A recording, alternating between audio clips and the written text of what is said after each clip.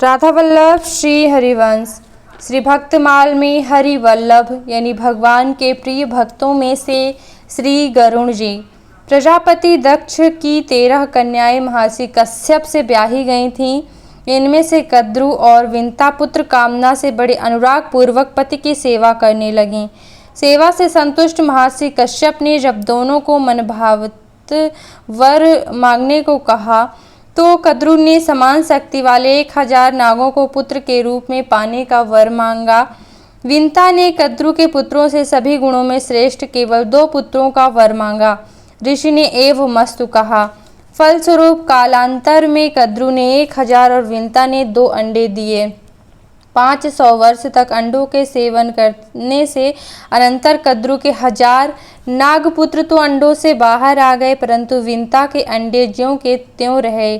अधीर होकर विंता ने एक अंडा स्वयं फोड़ डाला तो देखा कि पुत्र के शरीर का ऊपरी भाग पूर्ण रूप से विकसित एवं पुष्ट था, किंतु नीचे का आधा अंग अभी अधूरा रह गया था।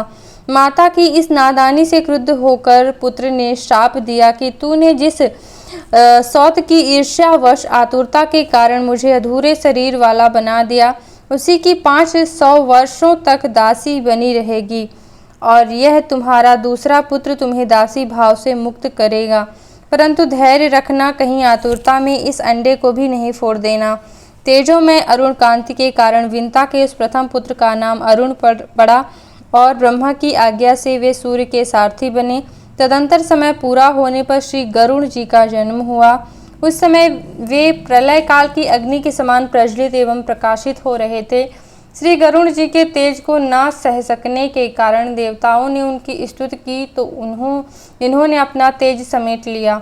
कद्रु और कद्रु पुत्र नागों के द्वारा बार बार दासवत व्यवहार किए जाने पर श्री गरुण जी ने जब इसका हेतु पूछा तो विंता ने कद्रु के कपट की कथा सुनाई।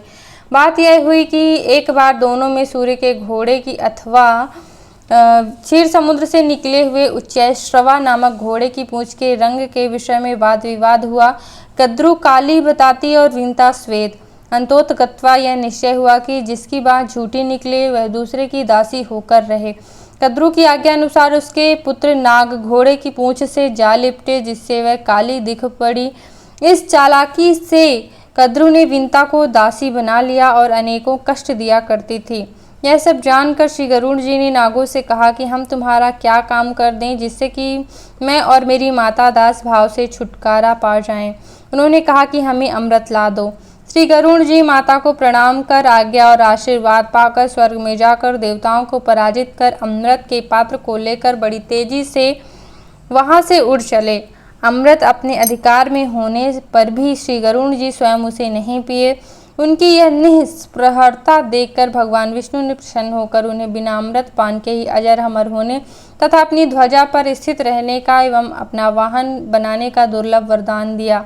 अमृत का अपहरण करके लिए जाते देखकर देवेंद्र रोष में भरकर श्री गरुड़ जी के ऊपर वज्र का आघात किया, परंतु भगवान से वर पाकर अमर हुए गरुड़ जी तो वज्र की मर्यादा रखने के लिए मुस्कुराकर अपना एक पंख मात्र गिरा दिया। वैनतेय के इस अद्भुत पराक्रम से प्रभावित होकर इंद्र ने वैर भाव का परित्याग कर दृढ़ मैत्री कर ली। श्री गरुड़ जी ने अमृत के संबंध में अपना भाव व्यक्त किया कि मुझे इसको पीना नहीं है। माता को दासीपन से मुक्त कराने के लिए मैं इसे सर्पों को सौंपूंगा, आप उनसे ले लेना। इंद्र ने इस बात से संतुष्ट होकर गरुड़ जी का सर्पों को भक्षण करने में समर्थ होने पर अभीष्ट वर प्रदान किया। श्री गरुड़ जी ने अमृत पात्र सर्पों को प्रदान किया, माता को दासीपन से मुक्त किया, स्वयं स्वच्छंद हुए। सर्प अमृत को कुशों में छिपाकर स्नान करने चले गए। इसी बीच में इंद्र वह अमृत लेकर पुनः स्वर्ग को चले गए। अमृत के अभाव में सर्पों ने लोभवश कुशों को ही चाटना शुरू किया, जिससे उनकी जीभ के 2 भाग हो गए। तभी से सर्प द्विजहा हो गए और तभी से कुशा अमृत का स्पर्श होने के कारण परम पवित्र हो गया। श्री गरुड़ जी ने भगवान सूर्य के पास जाकर वेद पढ़ाने की प्रार्थना की, परंतु इन्हें पक्षी होने के कारण अनाधिकारी जानकर सूर्य ने वेद पढ़ाने से इनकार कर दिया। ये बड़े ही उदास तथा प्रसन्न होकर वहां से लौटे। इनकी अप्रसन्नता देखकर सूर्य डर गए कि इनके बड़े भाई अरुण मेरे सारथी हैं, कहीं यह उन्हें भी लेकर चले गए तो मेरा सारा काम ही बंद हो जाएगा। अतः पुनः गरुड़ जी को बुलाया, परंतु इन्होंने तप के द्वारा वेद ज्ञान प्राप्त करने का निश्चय कर लिया था, अतः वापस नहीं लौटे। तब सूर्य ने स्वयं बिना तप किए ही तप फलस्वरूप समस्त वेद का बोध होने का वरदान दिया और यह भी कहा कि आपके पंखों से निरंतर सामगान की ध्वनि होती रहेगी। श्री गरुड़ जी सर्वात्मना भगवान की सेवा में तत्पर रहते हैं। आपकी सेवाओं का स्मरण करते हुए श्री स्वामी यमुनाचार्य जी कहते हैं कि ऋग यजुः सामवेद वेदत्रयी जिनका स्वरूप है, आपके चरणों कमल के संघर्ष के चिन्ह से अंकित शरीर वाले हैं, जो समय समय पर आपके दास, सखा, वाहन, आसन, ध्वजा, वितान तथा पंखा बनकर आपकी सेवा करने के लिए सदा तत्पर रहते हैं। वे गरुड़ जी आपके आगे खड़े रहते हैं। गोस्वामी श्री तुलसीदास जी ने भी श्री गरुड़ जी को महाज्ञानी, गुणराशि, हरि सेवक, हरि के अत्यंत निकट निवास करने वाला कहा है।